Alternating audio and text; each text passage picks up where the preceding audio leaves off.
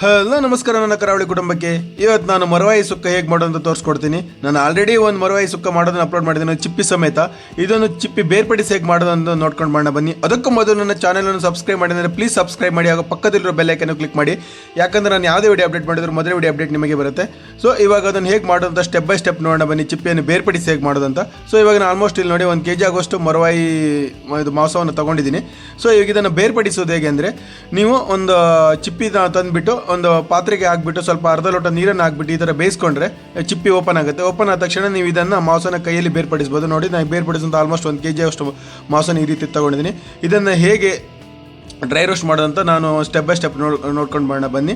So ಇವಾಗ ನಾನು ಇದನ್ನು ಸುಕ್ಕ ಮಾಡೋಕ್ಕೋಸ್ಕರ ಒಂದು ಪ್ಯಾನ್ಗೆ ಒಂದು 6 ರಿಂದ 7 ಬ್ಯಾಡಗಿ ಮೆಣಸಿನಕಾಯಿನ ತೊಗೊಂಡಿದ್ದೀನಿ. ಖಾರಕ್ಕೋಸ್ಕರ ಒಂದು 4 ಗುಂಟೂರು ಮೆಣಸಿನಕಾಯಿ ಸಹ ಹಾಕೊಂಡಿದ್ದೀನಿ. ನೀವು ಗುಂಟೂರು ಮೆಣಸಿನಕಾಯಿ ಇಲ್ಲಾಂದರೆ ಬ್ಯಾಡಗಿ ಮೆಣಸಿನಕಾಯಿನೇ ಆ್ಯಡ್ ಮಾಡ್ಬೋದು, ನೋ ಪ್ರಾಬ್ಲಮ್ಮು. ಸೊ ಇದನ್ನು ನೀವು ಚೆನ್ನಾಗಿ ಡ್ರೈ ರೋಸ್ಟ್ ಮಾಡಿ ಒಂದು ಪಾತ್ರೆಗೆ ಟ್ರಾನ್ಸ್ಫರ್ ಮಾಡ್ಕೊಳ್ಳಿ. ಆಮೇಲೆ ಒಂದು ಪಾತ್ರೆನ ಇಟ್ಬಿಟ್ಟು ಇದಕ್ಕೆ ಒಂದು ಅರ್ಧ ಟೇಬಲ್ ಸ್ಪೂನ್ ಆಗೋಷ್ಟು ಮೆಂತ್ಯನ ಹಾಕ್ಕೊಳ್ಳಿ. ಆಮೇಲೆ 1 ರಿಂದ 1.5 ಟೇಬಲ್ ಸ್ಪೂನ್ ಆಗೋಷ್ಟು ಇದು ಕೊತ್ತಂಬರಿ ಬೀಜನ ಆ್ಯಡ್ ಮಾಡಿ.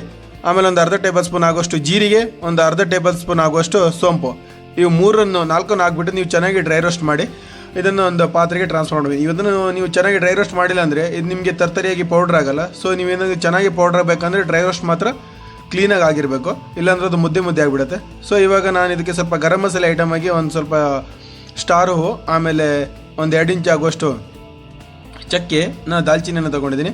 ಆಮೇಲೆ ಒಂದು ಲವಂಗನ ತೊಗೊಂಡಿದ್ದೀನಿ, 1-2 ಲವಂಗ 2 ಟೈಪ್ಸಲ್ಲಿ ಹಾಕಿದ್ದೀನಿ ನೋಡಿ, ಒಂದು ಉದ್ದ ಮತ್ತು ಚಿಕ್ಕ ಲವಂಗನ ಹಾಕ್ಬಿಟ್ಟು ಅದಕ್ಕೊಂದು 5 ರಿಂದ 6 ಬೆಳ್ಳುಳ್ಳಿ ಎಷ್ಟು ಸಹ ಆ್ಯಡ್ ಮಾಡಿದ್ದೀನಿ. ಇದನ್ನು ನೀವು ಚೆನ್ನಾಗಿ ಡ್ರೈ ರೋಸ್ಟ್ ಮಾಡ್ಕೊಳ್ಳಿ. ಡ್ರೈ ರೋಸ್ಟ್ ಆದ ನಂತರ ನೀವು ಅದನ್ನು ಪ್ಯಾನಿಂದ ಇದಕ್ಕೆ ಟ್ರಾನ್ಸ್ಫರ್ ಮಾಡಿ. ಇದನ್ನು ಸ್ವಲ್ಪ ಕೂಲ್ ಡೌನ್ ಆದಮೇಲೆ ನೀವು ಇದನ್ನು ಪೌಡ್ರ್ ಮಾಡಿ ಆಯ್ತಾ. ಇದು ಒಂದು ಮಿಕ್ಸಿ ಜಾರ್ನ ತೊಗೊಂಡು ಇದನ್ನು ಮಿಕ್ಸಿಗೆ ಟ್ರಾನ್ಸ್ಫರ್ ಮಾಡ್ತೀನಿ. ಕೂಲ್ ಡೌನ್ ಆದಮೇಲೆ ನೀವು ಪೌಡ್ರ್ ಮಾಡಿದ್ರೆ ತರ್ತರಿಯಾಗಿ ಬರುತ್ತೆ.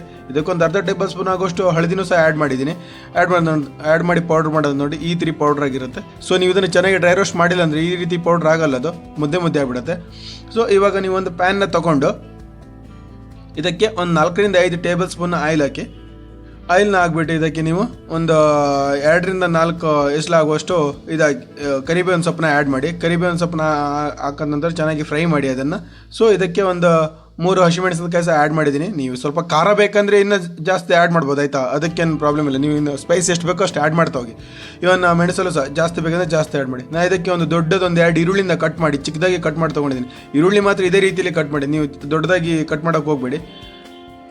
ಸೊ ಇದಕ್ಕೆ ನಾನು ಒಂದು ಅರ್ಧ ಟೇಬಲ್ ಸ್ಪೂನ್ ಆಗೋಷ್ಟು ಸಾಲ್ಟ್ನ ಹಾಕ್ತೀನಿ. ಸಾಲ್ಟ್ ಏನಕ್ಕೆ ಹಾಕ್ತೀನಿ ಅಂದರೆ, ನಾನು ಈರುಳ್ಳಿ ಹಾಕ್ದೆ ಹೋಗಿ ಅದು ಬೇಗ ಫ್ರೈ ಆಗುತ್ತೆ. ನೀವು ಜಾಸ್ತಿ ಟೈಮ್ ಫ್ರೈ ಮಾಡಬೇಕು. ನೀವು ಯಾವುದೇ ತರಕಾರಿನ ಫ್ರೈ ಮಾಡಬೇಕಾದ್ರೆ ಸ್ವಲ್ಪ ಸಾಲ್ಟ್ನ ಹಾಕಿ ಫ್ರೈ ಮಾಡಿದ್ರೆ ಬೇಗ ಫ್ರೈ ಆಗಿಬಿಡುತ್ತೆ.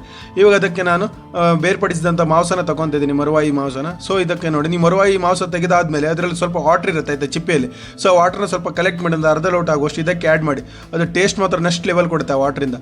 ಸೊ ಇವಾಗ ನಾವು ಅದೇನು ತರ್ತರಿಯಾಗಿ ಮಾಡಿದ್ವಲ್ಲ ಪೌಡ್ರನ್ನು, ಸೊ ಪೌಡ್ರನ್ನು ನೋಡಿ ನಾನು ಇದಕ್ಕೆ ಆ್ಯಡ್ ಮಾಡ್ತಿದ್ದೀನಿ. ನೀವು ಅಷ್ಟು ಡ್ರೈ ರೋಸ್ಟ್ ಮಾಡಿ ಪೌಡ್ರ್ ಮಾಡೋದ್ರಿಂದನೇ ಈ ರೀತಿಯಾಗಿ ತರ್ತರಿಯಾಗಿ ಬಂದಿದೆ. ಇಲ್ಲ ಅಂದ್ಬಿಟ್ರೆ ಅಷ್ಟೇ ಅದು ಪೌಡ್ರ್ ಆಗಲ್ಲ, ಮುದ್ದೆ ಆಗಿರುತ್ತೆ.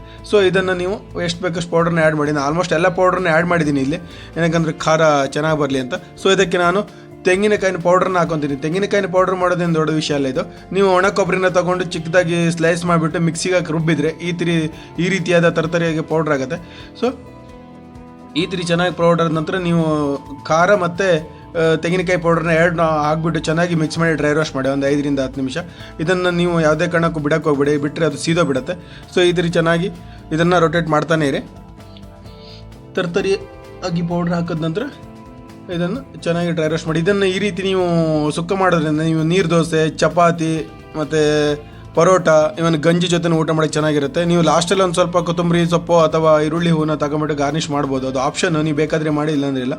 ಸೊ ಈ ರೀತಿ ಮಾಡೋದ್ರಿಂದ ತುಂಬ ಚೆನ್ನಾಗಿರುತ್ತೆ. ಸೊ ಇದನ್ನು ನೀವು ನಿಮ್ಮ ಮನೆಯಲ್ಲೇ ರೆಡಿ ಮಾಡಿ ಹಾಗೂ ನಿಮ್ಮ ಫ್ಯಾಮಿಲಿ ಫ್ರೆಂಡ್ಸ್ಗೂ ಶೇರ್ ಮಾಡಿ. ನನಗೆ ಇದು ಲಾಸ್ಟಲ್ಲಿ ಏನು ಮಾಡ್ತೀನಿ ಅಂದರೆ, ಸ್ವಲ್ಪ ಎಲ್ಲ ಮಿಕ್ಸ್ ಆದ ನಂತರ ಟೇಸ್ಟ್ ನೋಡ್ತೀನಿ ಅದು. ಏನಕ್ಕಂದರೆ ನಾವು ಆಲ್ರೆಡಿ ಅದು ಉಪ್ಪಾಗಿರೋದ್ರಿಂದ ಮರವಾಯಿ. ಸೊ ನೀವು ನನ್ನ ಉಪ್ಪನ್ನ ಟೇಸ್ಟ್ನ ನೋಡಿಬಿಟ್ಟು ಉಪ್ಪು ಹಾಕೊಳ್ಳಿ, ಬೇಕಿಂದರೆ ಸ್ವಲ್ಪ ಆ್ಯಡ್ ಮಾಡಿ. ಏನಕ್ಕಂದ್ರೆ ನಾವು ಮಸಾಲ ಮತ್ತು ತೆಂಗಿನ ತುರಿ ಆ್ಯಡ್ ಮಾಡೋದ್ರಿಂದ ಸ್ವಲ್ಪ ಏನೋ ಉಪ್ಪು ಕಡಿಮೆ ಆಗಿರ್ಬೋದು ಅಂತ ಅಷ್ಟೇ. ಸೊ ನೀವು ನೋಡಿಬಿಟ್ಟು ಒಂದು ಸ್ವಲ್ಪ ಉಪ್ಪನ್ನ ಆ್ಯಡ್ ಮಾಡಿಬಿಟ್ಟು ಇದನ್ನು ಚೆನ್ನಾಗಿ ಮಿಕ್ಸ್ ಮಾಡ್ಕೊಳ್ಳಿ. ಸೊ ಇದೇ ರೀತಿಯಾದ ವಿಡಿಯೋ ಅಪ್ಡೇಟ್ ಬೇಕಂದ್ರೆ ನನ್ನ ಚಾನಲನ್ನು ಮತ್ತೊಮ್ಮೆ ಹೇಳ್ತಾ ಇದ್ದೀನಿ, ಪ್ಲೀಸ್ ಸಬ್ಸ್ಕ್ರೈಬ್ ಮಾಡಿ. ನಾನು ಹೊಸ ವಿಡಿಯೋದೊಂದಿಗೆ ಬರ್ತಾ ಇರ್ತೀನಿ. ಸೊ ನೆಕ್ಸ್ಟ್ ವಿಡಿಯೋದಲ್ಲಿ ಯಾವ ವಿಡಿಯೋ ಮಾಡಬೇಕಂತ ಪ್ಲೀಸ್ ಕಮೆಂಟ್ ಮಾಡಿ. ಅಲ್ಲಿವರೆಗೂ ಸಿಗೋಣ. ಟಾಟಾ, ಬಾಯ್ ಬಾಯ್.